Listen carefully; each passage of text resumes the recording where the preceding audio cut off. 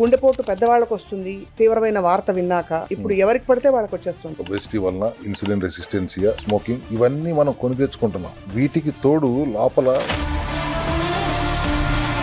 Tennis court లో ఆడుతూ ఆడుతూ ఒక అతను కొలాప్స్ అయిపోయాడు. ఒక అమ్మాయి ఫేర్వెల్ పార్టీలో స్పీచ్ ఇచ్చి ప్రపంచానికి ఫేర్వెల్ చెప్పి వెళ్ళిపోయిన పరిస్థితి. మైటోకాండ్రియల్ డ్యామేజ్ జరిగి రియాక్టివ్ ఆక్సిజన్ స్పీసీస్ ROS అంటాం, అవి పెరిగిపోవటం వల్ల ఓవర్లోడ్ అవుతుంది, వర్క్ ఎక్కువ చేయాల్సి వస్తుంది. సో బ్లడ్ ఫ్లో ఆగిపోతుంది. చుట్టూ ఉన్న లేయర్ ని మీరు డిస్టర్బ్ చేస్తూ హార్ట్ ప్రాబ్లం ఉంది అని తెలిసిన వాళ్ళు కంప్లీట్ గా ఆయిల్ మానే అంటారు. ఈ స్పెషల్ ఆయిల్ ఏదైతే ఉందో CCL ఆయిల్ వాడాలా వాడకూడదా? 20 grams నేను చెప్తుంది. CCL ఆయిల్ వాడమంటుంది అవుట్ ఆఫ్ 5 kilo. నెయ్యి చాలా మంచిది, అన్నంలో పోసుకుని తినండి అని పూర్వం చెప్పేవారు. ఇప్పుడేమో అసలు నెయ్యి తినద్దు అంటున్నారు. అన్నం ఎటువంటి అన్నం, ఆ నెయ్యి ఎటువంటిది అప్పట్లో వాళ్ళు తినేది, ఇప్పుడు మనం తింటాను అన్నం ఎటువంటిది, ఇప్పుడు మనం తింటాను నెయ్యి ఎటువంటిది చూసుకుంటే. కార్డియో మ్యాక్స్ అని ఒక సప్లిమెంట్ ఫంక్షనల్ మెడిసిన్ చూస్తున్నాం. ఇది అందరూ వాడచ్చా? హార్ట్ ప్రాబ్లం ఉన్న వాళ్ళు మాత్రమే వాడాలి? అందరూ వాడుకుంటే ప్రివెంటివ్ హెల్త్ కేర్ దిశగా ఉంటుంది. అర్జునా బార్క్ అని ఉంటుంది దాంట్లో extract. Arjuna bark heart rhythm balance చేస్తుంది. Easy breathe for healthy lungs. Lung problem వచ్చిన తర్వాతే హార్ట్ ప్రాబ్లం వస్తుంది. Natural soup. ఓ అవును.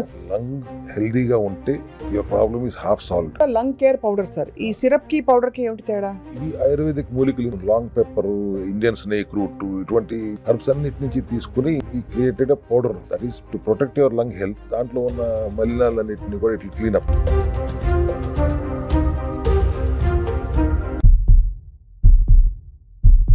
అందరికీ నమస్కారం. Welcome to the cell health series episode 10. చాలా కీలకమైన మౌలికమైన ఒక ప్రాబ్లం గురించి వాళ్ళు మాట్లాడబోతున్నాం. హార్ట్ డిసీజ్ యంగ్స్టర్స్లో బాగా ఈ మధ్యకాలంలో పెరిగిపోవడం, ముఖ్యంగా కోవిడ్లో తీసుకున్న మెడికేషన్స్ వల్ల అని కొంతమంది చెప్తున్నా కూడా ఎందుకు ఇంత ముమ్మరంగా మనకి హార్ట్ డిసీజ్ కేసెస్ పెరిగిపోతున్నాయి, వీటికి పరిష్కారాలు ఏమిటి, ప్రివెంటివ్ హెల్త్ బెటరా, ఇవన్నీ మాట్లాడబోతున్నాం. ఆల్ అబౌట్ హార్ట్ హెల్త్ ఇవాళ సెల్ హెల్త్ సిరీస్లో we have with us the founder of Cell Health clinics, అందరికీ సుపరిచిత న్యాచురోపతి వైద్యులు Lion doctor Chinta Ravikumar garu. Welcome to Suman TV sir. Hello అమ్మా, how are you? Fine sir. Heart ఇప్పటికైతే బాగానే ఉంది, కొట్టుకుంటుంది. కానీ హార్ట్లో కూడా కండిషన్స్, రకరకాల కండిషన్స్ బయటపడుతున్నాయి సార్. ఇదివరకు ఊరికే గుండెపోటు పెద్దవాళ్ళకు వస్తుంది, ఒక తీవ్రమైన వార్త విన్నాక అలాంటివి చూసేవాళ్ళం. ఇప్పుడు ఎవరికి పడితే వాళ్ళకి వచ్చేస్తుంది సార్. కారణం ఏంటి సార్?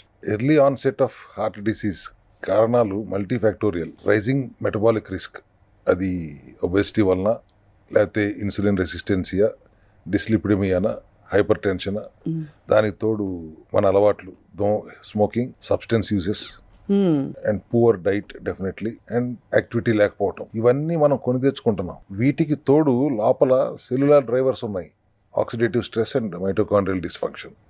వాటికి ఇవి జోడిస్తే these are accelerating the atherosclerosis అంటాం కదా, దాన్ని యాక్సిలరేట్ చేస్తున్నాయి. ఎర్లీ యంగ్ అడల్ట్స్ లోనే ఇది ఎక్కువగా వస్తుంది అంటానికి కూడా కారణాలు ఇవే. Main is modern life style.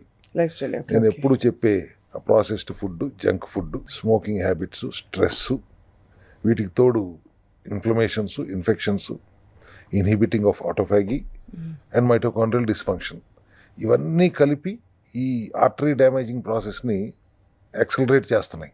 ఇదివరకు సార్ కొన్ని సిమ్టమ్స్ ఇచ్చేవారు, బ్లడ్ రిపోర్ట్స్ చూసి కొలెస్ట్రాల్ ఎక్కువగా ఉంది, కంట్రోల్ చేసుకో, ఇట్లాంటివి చెప్పేవాళ్ళు. ఇప్పుడు మొన్న మీరు చూసే ఉంటారు, టెన్నిస్ కోర్ట్లో ఆడుతూ ఆడుతూ ఒక అతను కొలాప్స్ అయిపోయాడు. ఒక అమ్మాయి, ఒక యంగ్ స్టూడెంట్ ఫేర్వెల్ పార్టీలో స్పీచ్ ఇచ్చి ప్రపంచానికి ఫేర్వెల్ చెప్పి వెళ్ళిపోయిన పరిస్థితి. అంటే చాలా ఆందోళనకరంగా. అండ్ డాక్టర్లకు sir, young doctors night shift చేసి వాళ్ళకి 35-36 ఏళ్ళు వచ్చిన వాళ్ళకి ఇలా జరుగుతోంది. సో వాళ్ళకి చూడడానికి సన్నగానే ఉన్నారు. మరి ఈ లోపల ఏం జరుగుతున్నట్టు అనుకోవాలి మనం? పాత రోజుల్లో వచ్చిన గుండెపోటుకి ఇవాళ మోడర్న్ రిస్క్ ఫ్యాక్టర్స్ లింక్ చేయాలంటే దెర్ ఆర్ కీ పాత్వేస్. ఒకటి insulin resistance and metabolic disorders. వీటి వల్ల ఏమవుతుంది, హెపాటిక్ VLDL పెరిగిపోతుంది, వెరీ లో డెన్సిటీ లిపోప్రోటీన్స్. దాంతోపాటు స్మాల్ డెన్స్ LDLలో 5-6 రకాలు ఉన్నాయని తేల్చారు ఇప్పుడు. దాంట్లో స్మాల్ డెన్స్ LDL పెరిగిపోతుంది, ట్రైగ్లిజరైడ్స్ అక్యూములేట్ అయిపోతున్నాయి ఆర్టరీస్లో.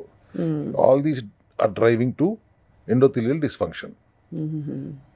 అండ్ సెకండ్ వన్ ఏంటి, క్రానిక్ ఇన్ఫ్లమేషన్ చాలా పెద్ద మార్కర్ కదా సార్. అది ఎందువల్ల అయినా కానొచ్చు, స్మోకింగ్ వలన, లేకపోతే ఒబేసిటీ వలన, స్ట్రెస్ వలన, దేని వల్ల అయినా, which is leading to unstoppable plaque formation in the arteries. ఓహో. And third one is oxidative stress. Mitochondrial damage జరిగి రియాక్టివ్ ఆక్సిజన్ స్పీసీస్ ఆర్ఓఎస్ అంటాం, అవి పెరిగిపోవటం వల్ల ఆక్సిడేటివ్ స్ట్రెస్ ఏర్పడుతుంది. దానికి కావాల్సిన యాంటీ ఆక్సిడెంట్స్ మైక్రోన్యూట్రియంట్స్ అందకపోవటం. So depletion of micronutrients is leading to oxidative stress, because of which mitochondria is getting damaged, overload అవుతుంది, వర్క్ ఎక్కువ చేయాల్సి వస్తుంది, which is rising to reactive oxygen species పెరిగిపోతున్నాయి. ఎప్పుడైతే రియాక్టివ్ ఆక్సిజన్ స్పీసీస్ పెరిగిపోతాయో bioavailability of nitric oxide కూడా తగ్గిపోతుంది. Nitric oxide is very important for artery vessel flexible flow ఉండటానికి అండ్ ఆల్సో వైడన్ అవటానికి. నైట్రిక్ ఆక్సైడ్ బయోఅవైలబిలిటీ తగ్గిపోతుంది, which is ultimately leading to clots and strokes. Example చెప్పాలంటే మనం ఒక కొత్త వాటర్ పైప్ తీసుకుందాం, ఫ్లో ఆఫ్ వాటర్ చాలా ఫ్రీగా వెళ్తుంది. సిమిలర్లీ హెల్దీ ఆర్టరీలో ఫ్లో ఆఫ్ వాటర్ బ్లడ్ స్మూత్గా వెళ్తుంది. ఈ పైప్ లోపల ఒక చిన్న లేయర్ ఉంటుంది, స్పెషల్ లేయర్, దాన్ని ఒక స్మూత్ లేయర్ ఉంటుంది, దాన్నే ఎండోథెలియం అంటాం. When there is endothelium is functioning smoothly, flow of blood is going to be very smooth. అది హార్ట్కి కానీ మిగతా ఆర్గన్స్ కానీ స్మూత్గా వెళ్ళిపోతుంది, క్లాట్స్ రానివ్వకుండా ఆపగలుగుతుంది, హెల్దీగా ఉంటుంది. ఈ పైపులో గ్రీజీ డర్టీ వాటర్ వెళ్ళింది అనుకోండి, వెళ్ళి అదంతా కలిపి ఒక ప్యాచ్, బ్యాడ్ ప్యాచ్ లాగా వాల్ ఇన్నర్ వాల్కి అంటుకుపోతుంది. అట్లాగే ఆర్టరీస్లో కూడా sugar spikes, bad fats, smoking వల్ల వచ్చే కెమికల్స్ ఫ్లో లోపలికి వెళ్ళి అనుకోండి, అది మళ్ళీ ఒక ప్యాచ్ లాగా తయారయ్యి ఒక ప్లేక్ ఫార్మ్ అయ్యి ఆర్టరీ వాల్కి అంటుకుపోతుంది. సో బ్లడ్ ఫ్లో ఆగిపోతుంది, బ్లడ్ ఫ్లో స్లో అవుతుంది, లేదంటే ఆగిపోతుంది. చుట్టూ ఉన్న లేయర్ని మీరు డిస్టర్బ్ చేస్తూ ఈ షుగర్స్ని, ఫ్యాట్ని పంపుతుంటే అవి వెళ్ళి ఆ వాల్ని అతుక్కుపోతున్నాయి. అప్పుడేమవుతుంది, బ్లడ్ ఫ్లో స్లో అవుతుంది, లేదు వీక్ స్పాట్స్లో బ్రేక్ అవుతుంది, లేదు ఇప్పటికే ఫార్మ్ అయిన ప్లేక్స్ బ్రేక్ అవుతాయి. దానివల్ల క్రానిక్ ప్రాబ్లమ్స్, ఇదర్ స్లో అవుతుంది, లేదంటే పైపు బ్లాక్ అయిపోతుంది, హార్ట్ అటాక్ వస్తుంది. సో దీనికి లింక్ ఏంటి, అందరూ మాట్లాడుకునేది బీపీ పెరిగిపోతుంది, కొలెస్ట్రాల్ ఎక్కువైపోతుంది. బట్ వాస్తవానికి ఏంటి, ఈ బీపీ కొలెస్ట్రాల్ మీకు పెరుగుతుంది అని తెలుస్తానికి కొన్ని సంవత్సరాల ముందే సెల్ డ్యామేజ్, సెల్యులర్ లెవెల్లో డ్యామేజ్ స్టార్ట్ అయిపోయింది.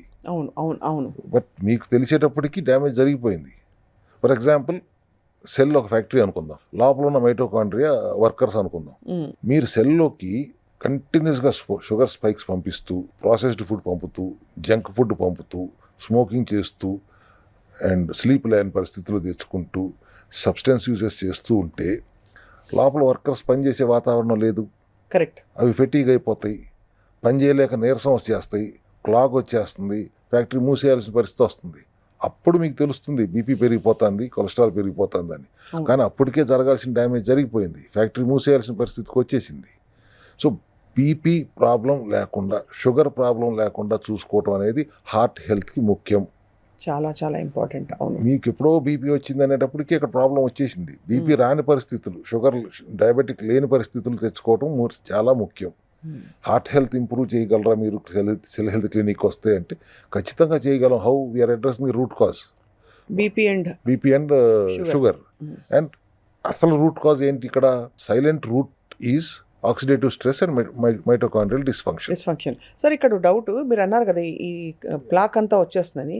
ఒకసారి ప్లాక్ ఫామ్ అయ్యాక అది మనం నడవడం వల్ల కానీ, లేదు ఏమైనా ఎగరడం వల్ల కానీ, ఏరోబిక్ యాక్టివిటీ వల్ల ఆ ప్లాక్ కరిగి డిజాల్వ్ అయ్యే అవకాశం ఉంటుందా? ఆప్షన్ 1. ఆప్షన్ 2, ఏదైనా మందులు వాడితే ఆ ప్లాక్ మొత్తం డిజాల్వ్ అయ్యే అవకాశం ఉంటుందా? బ్లడ్ థిన్నర్స్ అని వాడతారు, అది బ్లడ్ థిన్గా చేస్తుంది తప్ప ఈ చెత్తని తీసే అవకాశం ఉంటుందా? ఆ ప్లేక్ని తీసేయాలంటే, ఆర్టరీస్లో పేరుకుపోయిన ప్లేక్ని తీసేయాలంటే విటమిన్ K2 అండ్ అవసరం ఉంది అక్కడ. అది D3 K2 కాంబినేషన్ అంటుంటాను నేను. అవును. సో D3 బ్లడ్లో కాల్షియంని అబ్జర్వ్ చేస్తే ఆర్టరీస్లో పేరుకుపోయిన ప్లేక్ని కడిగేసి ఈ కాల్షియంని బోన్స్కి, నరాలకి తీసుకెళ్తానికి K2 ఉపయోగపడుతుంది. సో సమపాలలో D3 K2 వాడుకోవటం వల్ల కూడా మన హార్ట్ హెల్త్ని ఇంప్రూవ్ చేసుకోవచ్చు. That is one part. Root కాజ్ని అడ్రస్ చేయాలి. మేము సెల్ హెల్త్లో ఏం చేస్తాం, I address the root cause. Nutrition, proper nutrition వెళ్ళేలా చూస్తాం, స్లీప్ ప్యాటర్న్ కరెక్ట్ చేస్తాం, యాక్టివిటీ ఉండేలాగా చేస్తాం. మైటోకాండ్రియల్ హెల్త్ రూట్ కాజ్ ఏదైతే ఉందాక చెప్పానో, రూట్స్ ఆఫ్ ఆక్సిడేటివ్ స్ట్రెస్ కావాల్సిన మైక్రోన్యూట్రియంట్స్ అందిస్తాం in the form of functional medicine. Supplementary రూపంలో.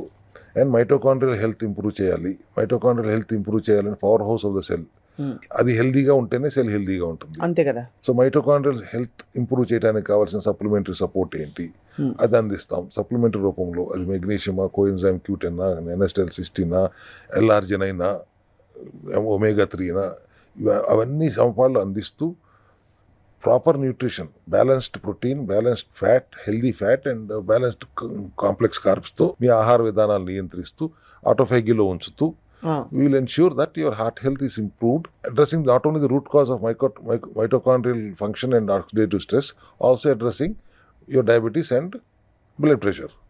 Hypertension ni నార్మల్ ఆక్సిడేటివ్ స్ట్రెస్తో పాటు బయట మీరు పడుతున్న స్ట్రెస్ వలన వచ్చే ఇబ్బందులను కూడా కరెక్ట్ చేస్తూ మెంటల్ హెల్త్ రెస్టోర్ చేస్తూ, either you do it through spiritually, దాని ఏమంటారు రాజయోగం అంటారు. లోపల ఉన్న రాజ్యానికి నువ్వే రాజువి అని నువ్వు అర్థం చేసుకోగలిగితే బయట ఉన్న సమస్యలను మీరు తేలికపాటివి అని తేలిగ్గా అర్థం చేసుకోగలరు.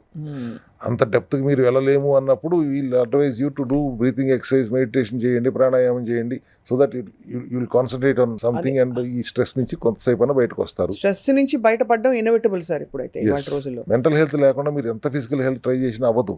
అవునవును, it has to be combo only. మీరు డైట్ రెగ్యులేషన్ చెప్తారు కదా సార్, అసలు హార్ట్ ప్రాబ్లం ఉంది అని తెలిసిన వాళ్ళు కంప్లీట్గా ఆయిల్ మానే అంటారు. అది అవసరమా సార్? ఆయిల్ మానేసినప్పుడు మరి కోకోనట్ ఆయిల్ లేకపోతే ఈ మిగతాది మీ స్పెషల్ ఆయిల్ ఏదైతే ఉందో CCL ఆయిల్, అది ఎలా వాడతారు సార్? అది వాడాలా వాడకూడదా? 20 grams నేను చెప్తుంది CCL ఆయిల్ వాడమంటుంది ఆటోఫాగీలో. అవును, మిగతా కీటో డైట్స్లు అవి పెడుతున్నప్పుడు 100 గ్రాములు 120 గ్రాములు తాగమంటాం. పోర్షన్ చాలా 40 grams దాటి కొబ్బరి నూనె తాగటం అంత కరెక్ట్ కాదు. వుడెన్ కోల్డ్ ప్రెస్డ్ ఆయిల్స్ వాడుకోండి, చక్కగాను నుంచి తెచ్చిని. మీరు ఆ రిఫైన్డ్ ఆయిల్స్ జోలికి వెళ్ళకండి. మీకు రిఫైన్డ్ ఆయిల్స్ వల్లనే హార్ట్ ప్రాబ్లం కానీ క్యాన్సర్ ప్రాబ్లమ్స్ కూడా వస్తున్నాయి. సో మీరు కొద్దిగా డిసిప్లిన్డ్గా ఉండండి. యూ డోంట్ గో విత్ అర్ధరాత్రి 3 PM 4 PM బిర్యానీల చోటుకి వెళ్ళకండి. Refined oils వాడకండి. చెక్కగాను నుంచి తీసిన ఆయిల్స్ మాత్రమే వాడండి. కోకోనట్ ఆయిల్ కూడా మోడరేట్గా తీసుకోండి. 10 grams or 20 grams per day is sufficient because it is antimicrobial, anti-inflammatory, bone health, heart health, brain health కూడా ఉపయోగపడుతుంది. కాబట్టి beyond a limit anything is bad. అది సార్, మీరు ఎలాగో ప్రివెంటివ్ హెల్త్ మీద ఎక్కువ దృష్టి పెడతారు కాబట్టి సెల్ హెల్త్ క్లినిక్లో ఒకళ్ళు హార్ట్ డిసీజ్ వైపు అడుగులు వేస్తున్నారు, ఇంకొక ఇలా కంటిన్యూ అయితే అమ్మో డేంజర్ అని చెప్పడానికి నిర్ధారించే టెస్ట్లు ఏంటి సార్? ఒకటి లిపిడ్స్ ఎట్లా చూస్తాం, cholesterol, triglycerides divided by HDL, high density lipoprotein. చిన్న చిట్కా ఇది. ట్రైగ్లిజరైడ్స్ డివైడెడ్ బై HDL 2 ఉంటే ఐడియల్. 4 ఉంటే బ్యాడా సార్? 4 ఏంటంటే 14 కూడా చూస్తున్నా నేను. ఓహో, that is going to give more pressure on your heart. So that is first indication. మేము డయాగ్నైజ్ చేసే విధానంలో ఇదొక విధానం చూస్తాం. అండ్ మోర్ ఓవర్ కొలెస్ట్రాల్ అనే ఒక భూతాన్ని చూపించి స్టాటిన్ మాఫియా అంటా నేను. $1 million పరిశ్రమ అయిపోయింది వాళ్ళ. Cholesterol is not bad at all. It's చాలా మంచిది. బ్యాండేడ్ వాడినట్టు వాడుతుంది శరీరం. కొలెస్ట్రాల్ తయారయ్యేది లివర్లో ఉన్న కొలెస్ట్రాల్ని బాడీలో సెల్స్ని, టిష్యూస్ని వాడుకోవటానికి అక్కడి నుంచి తీసుకొచ్చే transporter LDL, low density lipoprotein. అవి P అనేది అసలు తీసేశారు, LDL అంటారు. LDLP అది ఒక ఫ్యాట్ ప్రోటీన్ అనే విషయం కూడా చెప్పరు. సాయంత్రానికి వాడుకోగా మిగిలిపోయిన కొలెస్ట్రాల్ని మళ్ళీ తీసుకెళ్లి లివర్లో పెట్టేసే ట్రాన్స్పోర్టర్ ఈవినింగ్ స్టార్ ట్రావెల్స్ అనుకుందాం, అది HDL, high density lipoprotein. So తెచ్చేది ఎప్పుడు ఎక్కువే ఉంటుంది, తీసుకెళ్లేది ఎప్పుడు తక్కువే ఉంటుంది కదా. అవును. సో LDL గుడ్ బ్యాడ్ ఎట్లా అయింది, HDL గుడ్ ఎట్లా అయిందో నాకు ఇప్పటికీ అర్థం కాదు. VLDL అని ఒకటి ఉంటుంది కదా, వెరీ లో డెన్సిటీ లిపోప్రోటీన్. అదే HDL బస్ ఎక్కకుండా రక్తంలో ఉండిపోతుంది. దానివల్ల అది వెళ్ళి డిస్టర్బ్ చేస్తుంది హార్ట్ వెజల్స్ ని. To that extent fine, understood. When is it bad? Cholesterol ఎప్పుడు బ్యాడ్ అవుతుంది? మీరు తినే చెత్త వలన, యువర్ జంక్ తినడం వలన ఆ కొలెస్ట్రాల్ ఆక్సిడైజ్ అయిపోయి స్టిక్కీగా మారిపోయి వెళ్ళి ఆర్టరీస్లో కూర్చుంటుంది. దాని మీద ఈ ప్లేక్స్ వెళ్ళి కూర్చుంటున్నాయి. సో మామూలు కొలెస్ట్రాల్ బ్యాడ్ కాదు, ఇది వెళ్ళి స్టిక్కీగా వెళ్ళి ఆక్సిడైజ్ అయినప్పుడే అది బ్యాడ్ అవుతుంది. సో ఆక్సిడైజ్ అవ్వకుండా చూసుకోవడానికి మార్గాలు ఉన్నాయనేది మేము సెల్ హెల్త్ క్లినిక్స్లో చాలా క్లియర్గా ఎక్స్ప్లెయిన్ చేసి చెప్తున్నాం. What to eat, what not to eat. ఇమ్యూనిటీని హెల్దీగా ఉంచుకోవాలి, కొలెస్ట్రాల్ హెల్దీగా ఉంచుకోవాలి. హార్ట్ ప్రాబ్లం రాకుండా ఉండాలంటే కొలెస్ట్రాల్ ఆక్సిడైజ్ అవ్వకూడదు, ప్లేక్ ఫార్మేషన్ జరగకూడదు. దానికి కావాల్సిన జాగ్రత్తలు ఏం తీసుకోవాలి? ఫస్ట్ బీపీ వచ్చేటప్పటికే ప్రాబ్లం వచ్చేస్తుంది కాబట్టి అసలు బీపీ రాని పరిస్థితుల్లో ఉంచుకోవాలి. సార్ బీపీ అది కూడా నాకు ఒక డౌట్ సార్. బీపీ ఎంత ఉండాలి, ఎంతకాలం పాటు ఎక్కువ రీడింగ్స్ ఉంటే వీళ్ళకి బీపీ ప్రాబ్లం ఉంది అంటారు? 120/80 అనేది ఇప్పుడు సర్వసాధారణంగా స్టాండర్డ్ గా చెప్తున్నారు. ఒక 140/90 88 ఉంది అనుకోండి సార్. అది పెద్ద ఇష్యూ కాదు. కిందది అది 100 దాటితే ప్రాబ్లం. బ్లడ్ హైపర్ టెన్షన్ అంటే ఏంటి? ఇందా మనం చెప్పుకున్నట్టు హార్ట్ వెజల్లో ఫ్లో ఎక్కువ అయిపోతుంది, బ్లడ్ ఫ్లో చాలా ఫాస్ట్ అవుతుంది, ఆర్టరీ తట్టుకోలేకపోతుంది. దాన్నే బ్లడ్ ప్రెషర్ అంటున్నాం. మైక్రోస్కోపిక్ టేర్ కూడా వస్తుంది దానివల్ల ఆర్టరీస్లో. ఆ టేర్ వచ్చే పరిస్థితి ఉన్నప్పుడు అప్పటికే డ్యామేజ్ అయిపోయింది, సిస్టమ్ అంతా కొలాప్స్ అయిపోయింది, సెల్స్లో ఉన్న మైటోకాండ్రియా డ్యామేజ్ అయిపోతుంది. ఆ స్థితిలో మీకు మైక్రోస్కోపిక్ టేర్లు కనపడుతున్నాయి. సో బీపీ రాకుండా చూసుకోవటం ఎలా అనేది ఒకటి. షుగర్ స్పైక్స్ అయితే కూడా మళ్ళీ మైటోకాండ్రియా ఇబ్బంది పడుతుంది. సో డయాబెటిక్ అవ్వకుండా ఉండండి, బీపీ తెచ్చుకోబాకండి. బీపీ ట్యాబ్లెట్లు కంటిన్యూస్గా వాడినందువల్ల కూడా దాని సైడ్ ఎఫెక్ట్లే కానీ ఎప్పుడు పర్మనెంట్ క్యూర్ అయితే అవ్వట్లేదు కదా. అవును, కంట్రోల్లో పెడుతుంది అది కాసేపు. అవును, ఆ కంట్రోల్లో మీరు బయట నెంబర్స్ కంట్రోల్లో ఉంటుంది కానీ లోపల జరుగుతున్న డ్యామేజ్ అయితే కంట్రోల్ చేయలేకపోతుంది కదా. Correct. So we have to address root cause. లోపలికి వెళ్ళి రూట్ కాజ్ని అడ్రస్ చేయాలంటే చెత్త తినకండి, ఫస్ట్ హెల్దీ ఫుడ్ తినాలి. ఎప్పుడు నేను చెప్తుంది అదే, ప్రతిసారి నన్ను చూడంగానే వీడు మళ్ళీ చెత్త గురించి మాట్లాడతాడు అనే ఫీలింగ్ వచ్చేస్తూ ఉంటుందేమో కానీ అన్నెసరీ జంక్ ఫుడ్ తింటూ, ప్రాసెస్డ్ ఫుడ్ తింటూ, రిఫైన్డ్ ఆయిల్స్ వాడుకుంటూ, వైట్ రైస్లు తింటూ, అన్నెసరీ అన్హెల్దీ ఫుడ్ హ్యాబిట్స్తో, దాని తోడు మళ్ళీ మీరు స్మోకింగ్ హ్యాబిట్స్, ఒక్క స్మోకింగ్తో నాగేరా సబ్స్టెన్స్ యూజెస్ ఎంత పెరిగిపోతుంది ఇవాళ. అవునవును, చాలా ఎటు చూసినా ఇదే కదా, డ్రగ్ అబ్యూజ్ అవుతుంది కదా. వీటన్నిటి నుంచి జాగ్రత్తగా తీసుకుంటే అసలు ఆ ప్రాబ్లం రాదు కదా. సార్ ఇప్పుడు నెయ్యి గురించి 2 స్కూల్స్ ఆఫ్ థాట్ ఉన్నాయి. నెయ్యి చాలా మంచిది, రోజు ఒక 2 మూతలు నెయ్యి అన్నంలో పోసుకుని తినండి, వాము పొడి వేసుకుని అని పూర్వం చెప్పేవారు. ఇప్పుడేమో అసలు నెయ్యి తినద్దు అంటున్నారు, సాచురేటెడ్ ఫ్యాట్ కాబట్టి. ఆ అన్నం ఎటువంటి అన్నం అప్పట్లో వాళ్ళు తినేది, ఆ నెయ్యి ఎటువంటిది అప్పట్లో వాళ్ళు తినేది, ఇప్పుడు మనం తింటాను అన్నం ఎటువంటిది, ఇప్పుడు మనం తింటాను నెయ్యి ఎటువంటిది చూసుకుంటే మన క్లారిటీతో అర్థమవుతుంది. That was organic and the ghee was naturally. ఎట్లా తీసుకునేవారు? పాలు నుంచి పెరుగు తీసుకునేవారు, పెరుగు నుంచి వెనపోసు తీసేవారు, వెనపోసు నుంచి నెయ్యి తీసేవారు. ఆ ప్రాసెస్ జరిగేది. వాళ్ళు పాల మీద మేగడతో చేసేస్తున్నారు కదా. అవును, ఆ పాలు క్వాలిటీ కూడా మనకు తెలియదు కదా. కరెక్ట్. ప్యాకెట్ పాలు వాళ్ళు నిజంగా పాలా లేకపోతే పాల పొడి నుంచి తీసిన పాలా, ఆ కాంట్రవర్సీ ఎందుకు కానీ, బట్ ఎవ్రీథింగ్ ఈజ్ అన్ఆర్గానిక్. ఏది మనకి హెల్దీగా దొరకట్లేదు. And more over fat is good when you are not taking glucose. Excess glucose తీసుకుంటూ నీ ఫ్యాట్ కూడా ఎక్కువ తీసేసుకుంటానంటే కొలెస్ట్రాల్ లెవెల్స్ పెరుగుతాయి.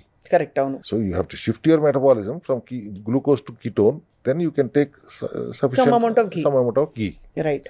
But when you're in glucose metabolism, ghee తప్పు కాదు, quality of ghee is there. Once in while use చేసుకుంటే తప్పలేదు. అసలు ఈ లెక్కన సార్, అసలు మామూలుగా ఊరికే మనం బర్త్డే పార్టీ అని తినే కేక్ కానీ, లేకపోతే పిల్లాడికి మార్కులు బాగా వచ్చాయని తినే ఆ స్వీట్ కూడా, అది కూడా ఆల్మోస్ట్ పాయిజనే మనకి. అంటే మనం అనుకుంటున్న దాన్ని బట్టి అయితే, because that's full of sugar, white sugar, దాంతోపాటు నానా రకాల పదార్థాలతో కలిపిన ప్రిజర్వేటివ్స్, ఆ పాల పొడి, పాల పదార్థాలు, మిల్క్ స్వీట్స్ అయితే. అసలు వైట్ షుగర్ వాడుతూ దాన్ని లాంగ్ స్టాండింగ్ అది నిలవ ఉంటుంది అంటేనే ఇట్స్ పాయిజన్. యావరేజ్ మనిషి సార్ రోజుకి కనీసం 2 నుంచి 3 కప్పులు టీయో కాఫీయో తాగుతారు. యావరేజ్ అంటే మీ అందరం మా అందరికీ 3 స్పూన్లు షుగర్ ఇన్ఎవిటబుల్గా వస్తుంది రోజు. అంటే 30 రోజుల్లో 90 స్పూన్లు షుగర్. 90 స్పూన్, అబ్బో, ఈ లైన్లో ఎప్పుడు ఆలోచించలేదమ్మా. నిజమే, 90 నుంచి 100 స్పూన్లు షుగర్ అంటే ఎన్ని గ్రాములమ్మా? నెల రోజుల్లో సార్. ఎస్పెషల్లీ నేనైతే అందరికీ అడ్వైజ్ చేసేది, ఈవెన్ యూ వాంట్ టీ తాగాలంటే, కాఫీ తాగాలంటే తాగండి, 1-2 సార్లు తాగండి. బెల్లం వాడండి. బెల్లం బెటరా సార్? బెల్లం వాడండి, వీటికంటే బెటర్. రిఫైన్డ్ షుగర్ కంటే బెల్లం చాలా బెటర్. నేనైతే ఒకసారి తాగుతాను, బెల్లంతోనే తాగుతాను. బెల్లంతో. ఓకే సార్, ఇది మంచి చిట్కా మీరు చెప్పింది. సార్ గుండె దడ సడన్గా టపటపటబా కొట్టేసుకోవడం, పాల్పిటేషన్స్, ఇవన్నీ కూడా హార్ట్ డిసీజ్లో ఒక భాగం అనుకోవచ్చా? సర్కాడియన్ రిథం అనుగుణంగా పనిచేస్తున్నంతసేపు ఈఎఫ్ అంటే హార్ట్ రేట్ పర్ఫెక్ట్గా ఉంటుంది. మీరు when you're working against the circadian rhythm and over eating and without any activity, sedentary life స్టైల్లో ఉంటూ ఒబేస్ అయిపోతే వచ్చే లక్షణం ఇది. గుండె హార్ట్గా కొట్టుకుంటుంది. ఏదైనా చిన్న టెన్షన్ వచ్చేసినా కూడా ఇమీడియట్గా స్ట్రెస్ పెరిగిపోయినందువల్ల వస్తుంది. వీటిని హౌ టు అడ్రస్ ఇట్ అంటే, again root cause, again change your lifestyle. Lifestyle change చేయాలి. And your eating habits also. ఇక్కడ స్పెసిఫిక్ క్వశ్చన్స్ కొన్ని అడుగుతున్నాను సార్ నేను. Estrogen levels women around 45-50 menopause టైంలో పడిపోతాయి. అప్పుడు వాళ్ళకి హార్ట్ హెల్త్ చాలా వల్నరబుల్గా ఉంటుందని చెప్పి చాలామంది వైద్యులు చెప్పి విన్నాం మనం. దానికి ఏమైనా మార్గాలు ఉన్నాయా to combat some of that? Estrogen progesterone రెండు బ్యాలెన్స్ తప్పుతాయి ఆ టైంలో. టెస్టోస్ట్రాన్ లెవెల్స్ కూడా పెరిగిపోతుంటాయి. అవును. Which are not suppose to be there in women. అవును. ఈ కాంబోలో ఈ 4 హార్మోన్లు బ్యాలెన్స్ తప్పినప్పుడు it's going to effect your vessels, arteries.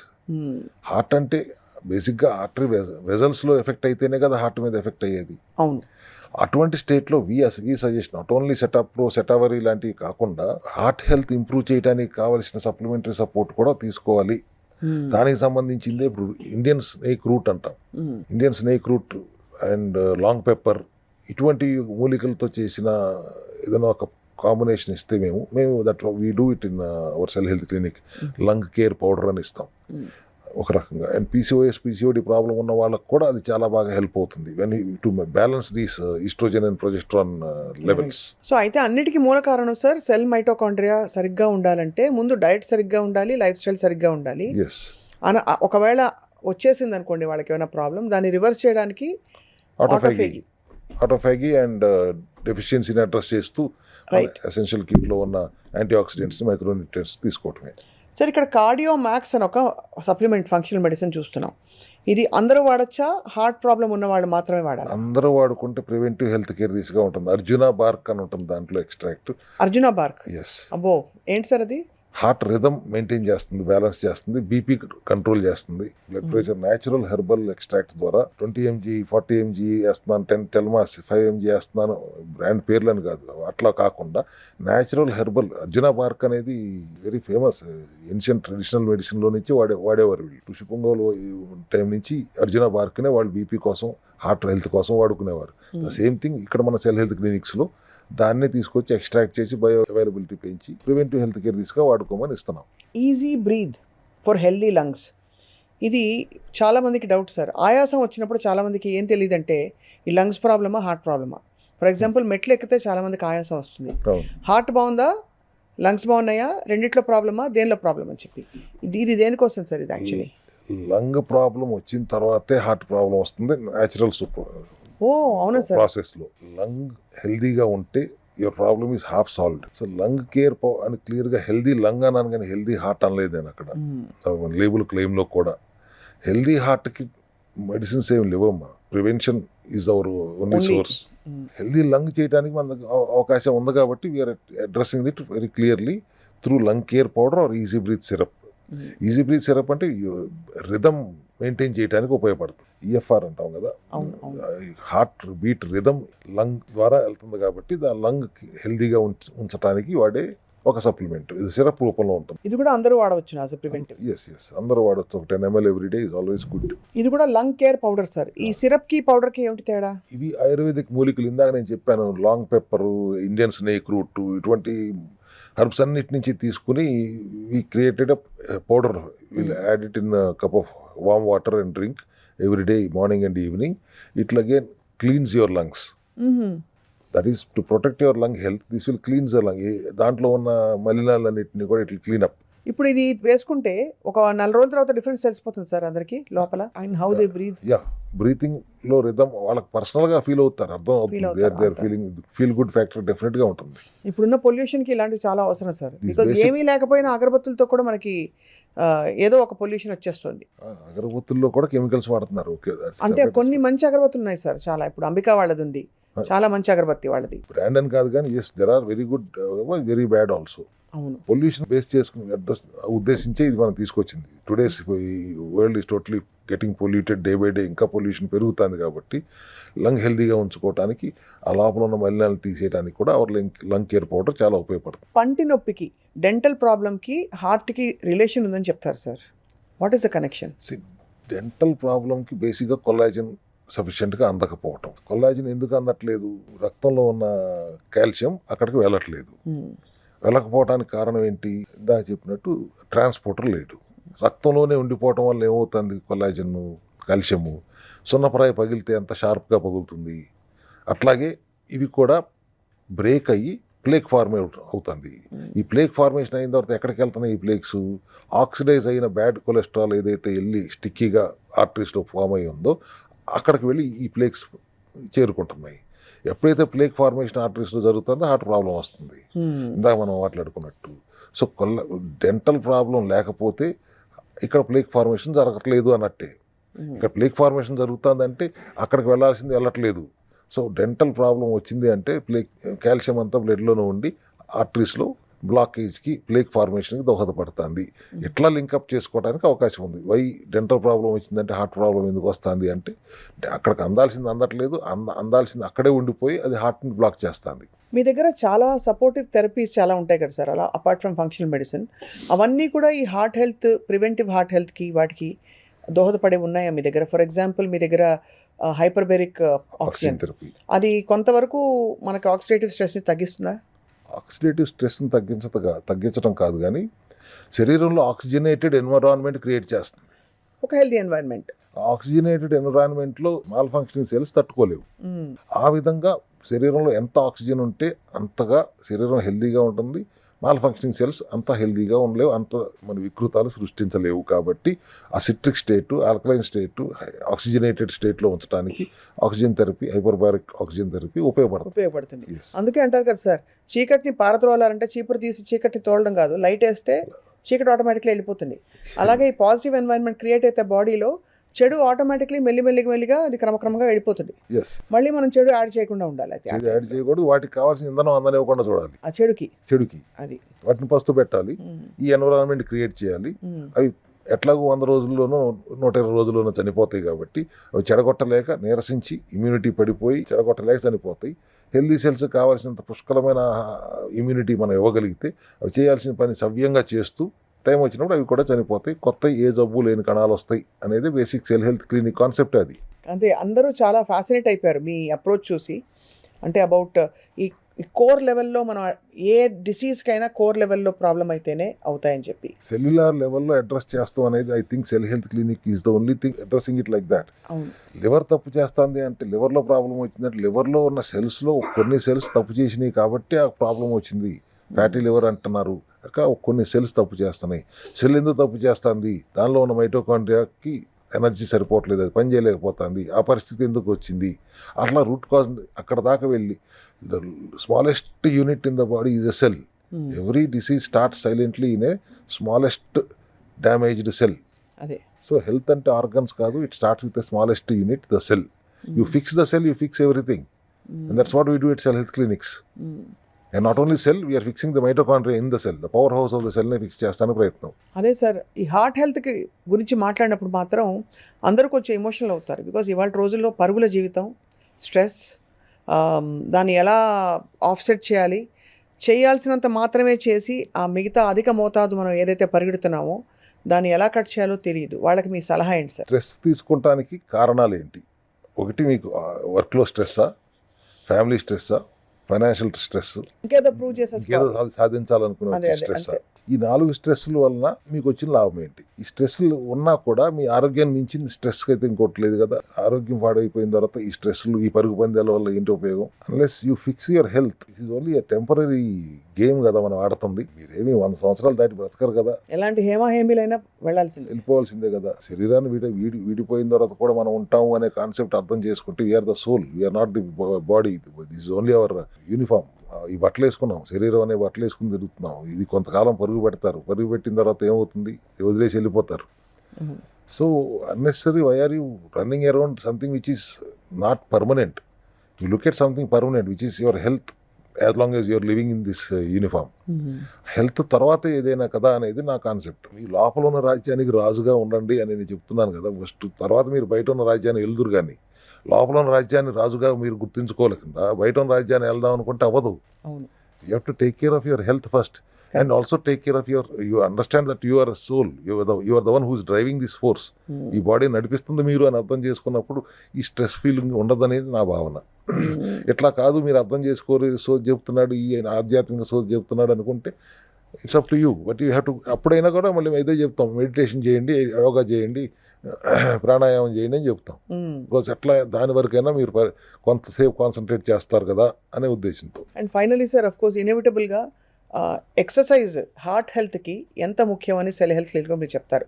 ఒకటి ఆటోఫేగి చేయిస్తారు, రెండు ఫంక్షనల్ సప్లిమెంటల్ మెడిసిన్స్ అన్నీ రాసిస్తారు, supportive therapies treatments like hyperbaric oxygen కావచ్చు, ఇంకోటి కావచ్చు, అవన్నీ ఇస్తారు. వీటితో పాటు ఎక్సర్సైజ్కి మీరు ఇచ్చే మార్గం ఏంటి, మీరు సూచించే బెస్ట్ ఎక్సర్సైజ్ ఏంటి? సింపుల్గా మీరు జిమ్కి వెళ్ళి ఏమీ చేయక్కర్లేదు. సింపుల్గా ఒక 40 నిమిషాలు నార్మల్గా 2 కిలోమీటర్ల నుంచి 4 కిలోమీటర్లు నడవండి చాలు. ఒక పావు గంట కూర్చుని బ్రీతింగ్ ఎక్సర్సైజ్ చేయండి. ఒక 1 hour you spend for your health, for your body without sedentary lifestyle. ఒక యాక్టివిటీ ఉండేలా చూసుకోండి. అవును. And sugar problem major diabetic అవ్వకుండా చూసుకోండి. డయాబెటిక్ అయ్యారు అంటే దాంట్లోంచి బయట రావడానికి ఎలాగో మేము చెప్తాం రండి.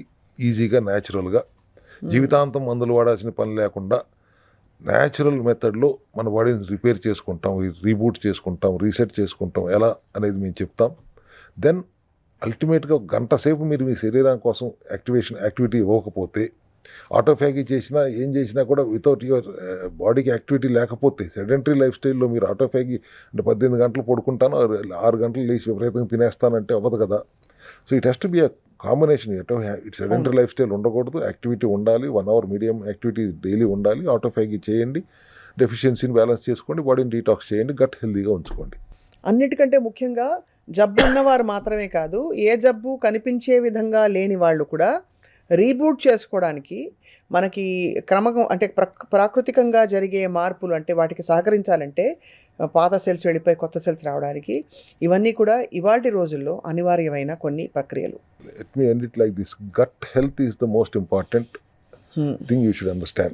మీరు తినే చెత్త అంతా ప్రాసెస్ చేసేది అదే. దాన్ని మీరు చెడగొట్టితే it will lead to autoimmune conditions. మీ ఇమ్యూనిటీ మీ అగేన్స్ట్గా పనిచేస్తుంది. అవును. గట్ బ్రెయిన్ మధ్యలో యాక్సెస్లో ఎక్కడ బ్లాక్స్ వచ్చినా బ్రెయిన్ ఇన్ఫ్లమేషన్స్ వస్తాయి. ఈ ఆటో ఇమ్యూన్ కండిషన్స్ వచ్చిందంటే వాళ్ళు స్టెరాయిడ్లు వేసి కొడతారు, ఎప్పటికీ తగ్గవు. అంతే. సో అల్టిమేట్గా హార్ట్ ప్రాబ్లం రావడానికి కూడా ఒక రకంగా గట్ హెల్త్ కూడా కారణం అవుతుంది. You have to keep your gut very healthy. అచ్చా, గట్ గురించి మాట్లాడాలంటే ఒక ఎపిసోడే మాట్లాడాలి. Will talk about it some other time. తప్పకుండా. కానీ గట్ హెల్త్ అన్నిటికీ మూలం అని అర్థమైపోయింది సార్ ఇప్పటికి అందరికీ. అండ్ లంకణం ప్లస్ కరెక్ట్ ఫుడ్ తినడం, తినకూడని చెత్త బయటికి తోసేయడం, తినవలసిన మంచి పదార్థాలు తినడం, ఇవన్నీ inevitable in today's day and age అని అర్థమైపోయింది through our conversation so far. So team of doctors in cell health are waiting for you reinvent and reboot and reengineer yourself. yes. Thank you very much sir. It's a very positive conversation. There is a lot of hope. అంటే మంచి options మనకి ఇప్పుడు ఉన్నాయి.